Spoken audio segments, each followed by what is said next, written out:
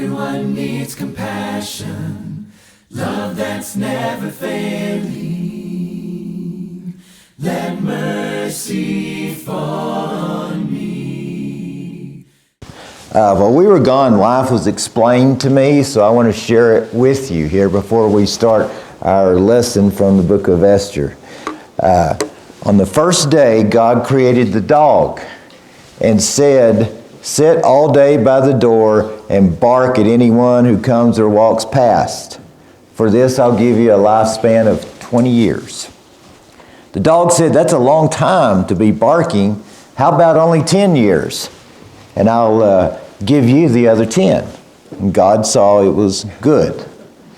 On the second day, God created the monkey and said, "Entertain people, do tricks, make them laugh. For this I'll give you a lifespan of 20 years. The monkey said, "Monkey tricks for 20 years? That's a long time.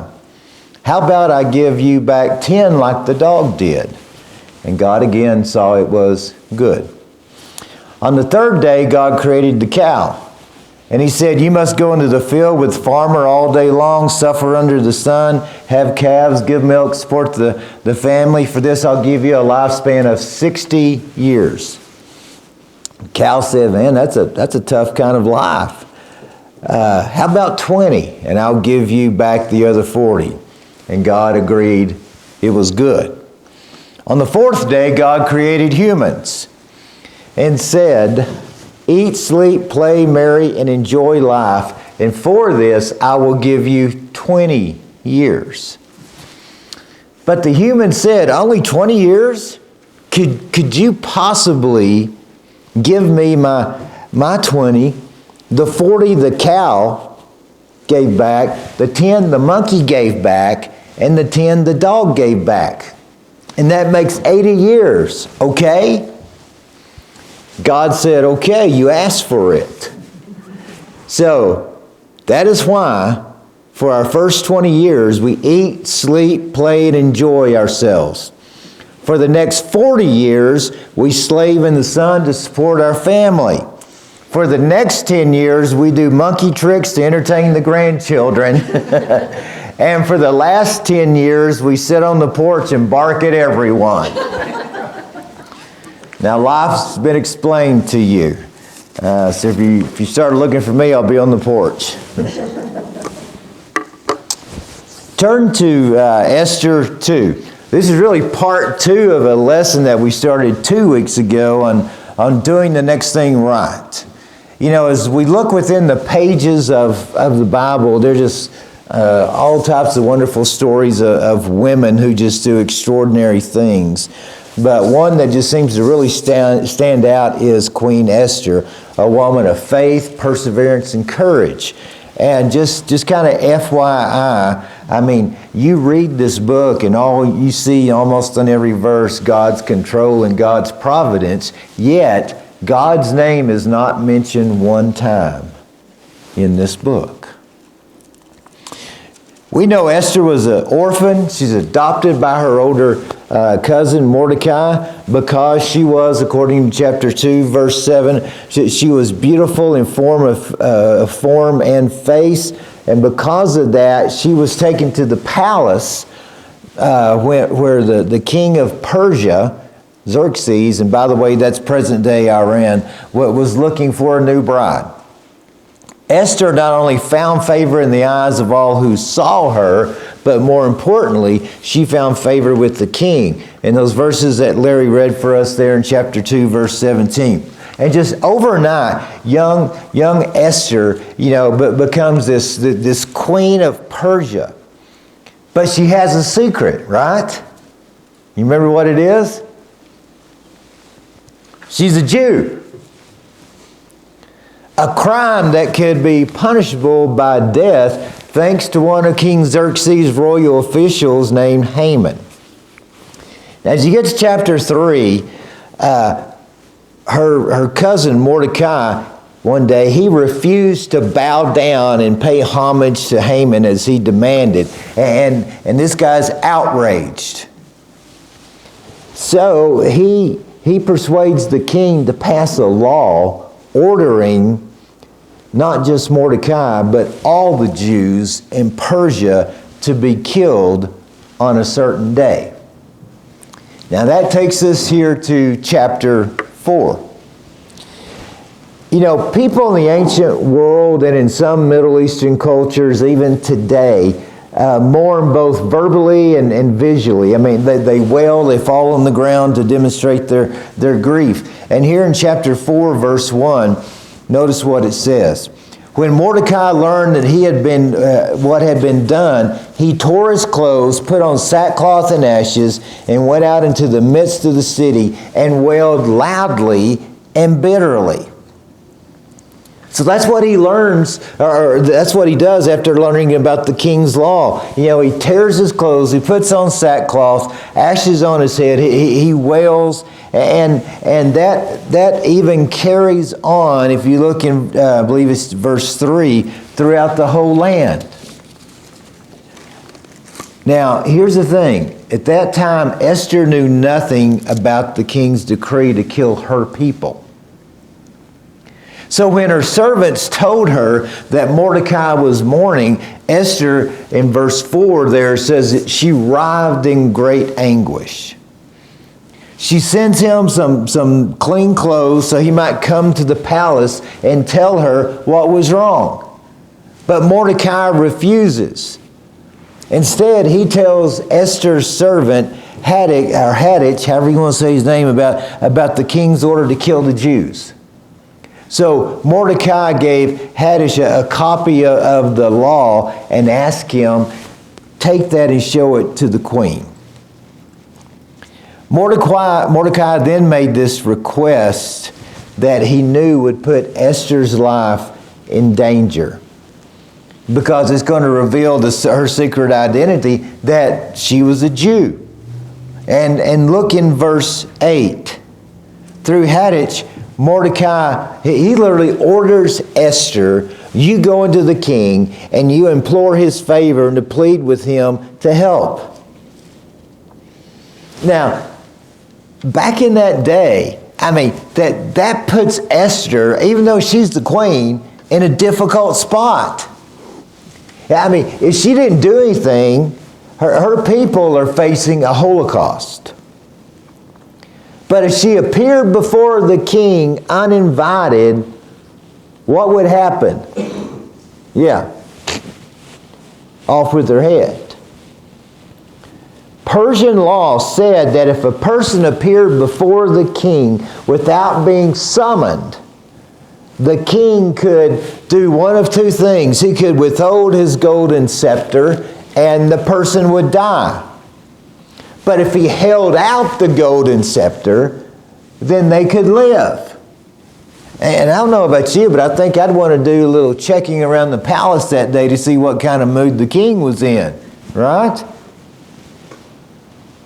Now, if Esther agreed to Mordecai's request, I mean, she has a 50-50 chance of life or death. Now, in verse 11, she told Mordecai, you know what, the gamble's too great. But here's the thing, Mordecai would not take no for an answer. And I want to go ahead and read verses 13 and 14. Then Mordecai told them to reply to Esther, do not imagine that you in the king's palace can escape any more than all the Jews. For if you remain silent at this time, relief and deliverance will arise for the Jews from another place, and you and your father's house will perish. And I love this last statement. And who knows whether you have not attained royalty, look at this phrase, for such a time as this. So he first appeals to her common sense. And he sends back that request in verse 13. The king's order was that all the Jews must be killed. And he's telling her, you know what? You can't keep your identity a secret forever. He says, it's going to come out at some point. Why not now? But then as you get to verse 14, he appeals to her conscience. Mordecai was saying, You know, it's outrageous for you to live a life of luxury in this palace, and your people are dying in the streets. But I think what really probably got her attention more than anything was that when Mordecai and his wisdom appealed to her calling. He's asking her, could it be that God has brought you to the palace at this very time for this very purpose, to save the Jews? Now, Mordecai's plea persuaded Esther. We know that.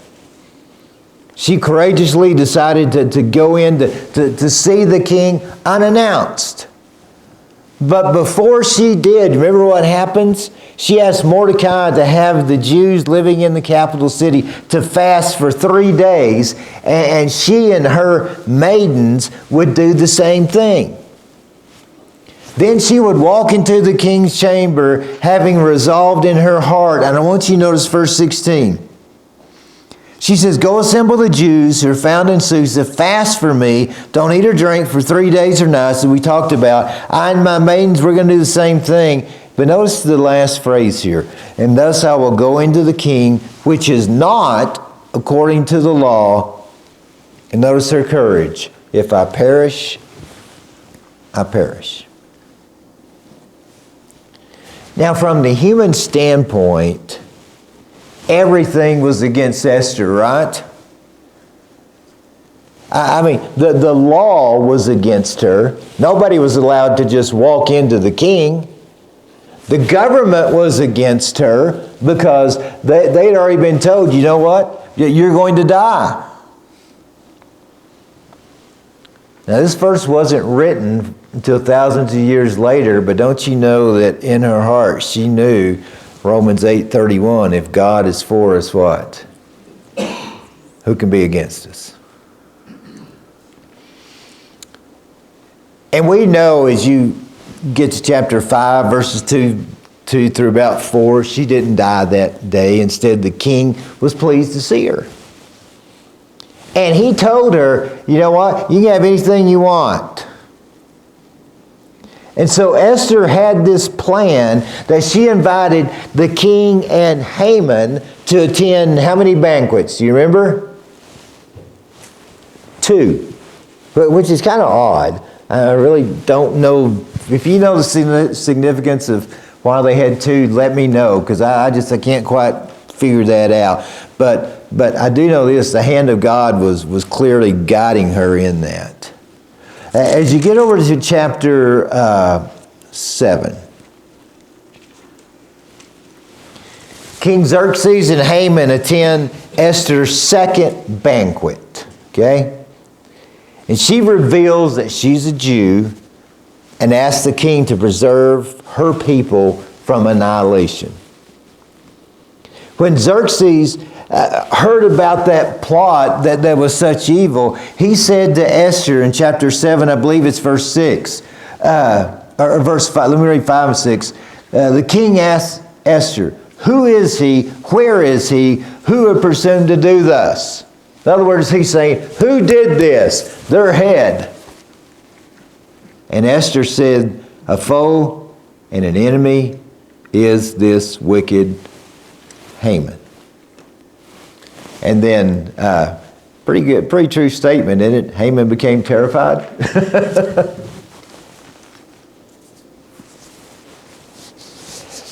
And we know, enraged, the king had Haman hanged. What I can always remember about this story, I don't know why, but while we were at Sunset, I remember one of our instructors used to always call him Haman hanging, or hanging Haman.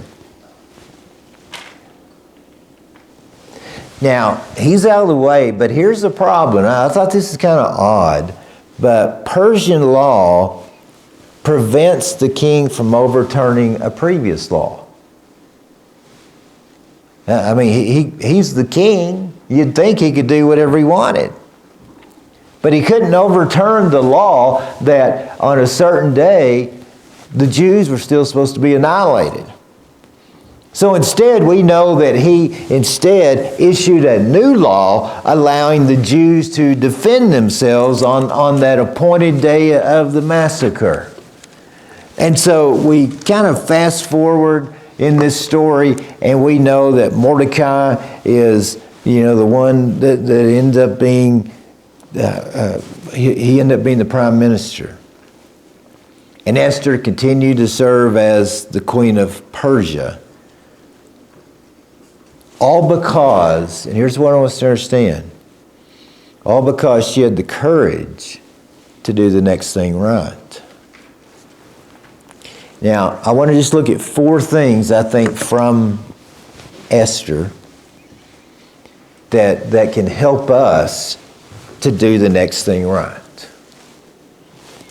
Number 1 is this: determined to take action despite danger or doubt. It's been said that the 2 most important days in our lives are the day that we were born and the day that we discover why we were born. Esther discovered why she was born. She discovered why she was made queen. Her purpose was to save the lives of her people. Like Esther, many of us know that we need to take a stand. Even if it means leaving our comfort zone. Esther determined that she was going to take action despite the dangers. And I think that's the first step in doing the next thing right. And will there be doubt? Sure. But in spite of doubt, in spite of danger, Esther said, you know what? I'm going to take that step. And when we know what needs to be done, we can't let fear, we can't let doubt, we can't let the opinions of others keep us from just doing the next thing right. So number 1, determined to take action despite danger or doubt. Because I can tell you this, folks, anytime a Christian starts moving, Satan is going to throw up a roadblock. Number 2, enlist others in our action. Though Esther resolved to take action, she wasn't reckless or careless. She just didn't we can be so guilty of doing, just barging through the door and, demanding. She didn't do that. She didn't barge into the king's throne room and, I'm queen. She didn't throw caution to the wind.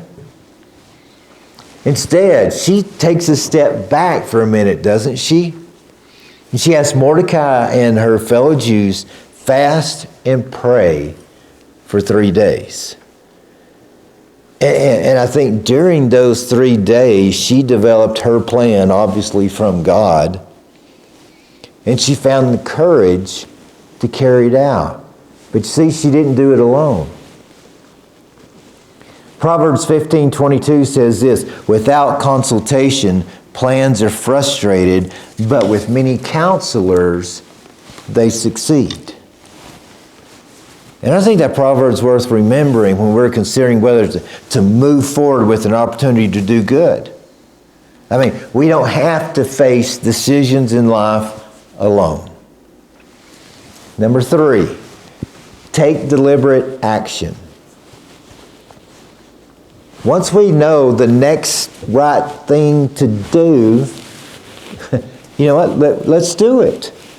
And Esther did. After 3 days, she went into the king's, presented her request, and basically she points the finger at Haman. Now, here's a word of caution that we all know.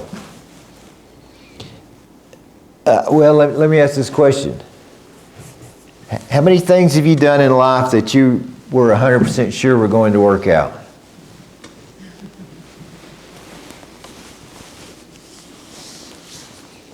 You know what? We can't wait to act until we're 100% sure of an outcome.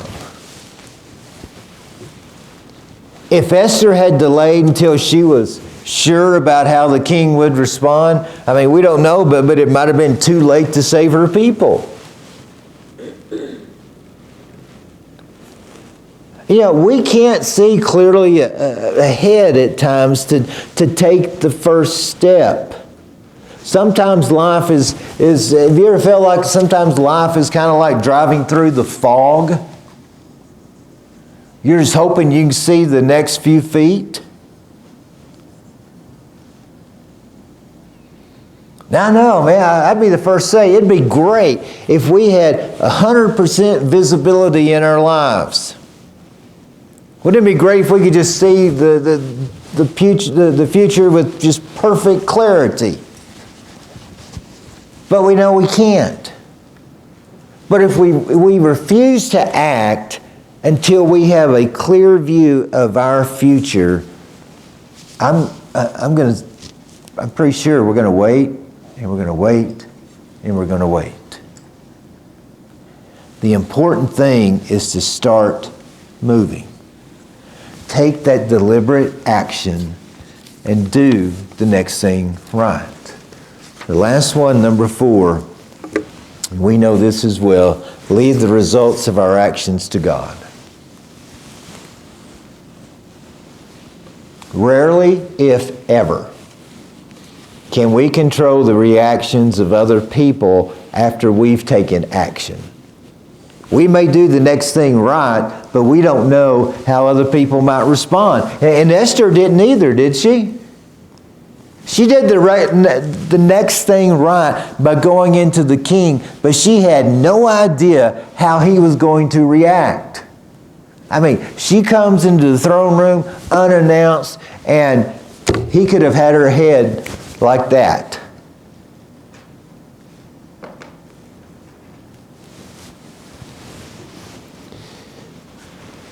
There's a good chance we also don't know exactly how something is going to play out.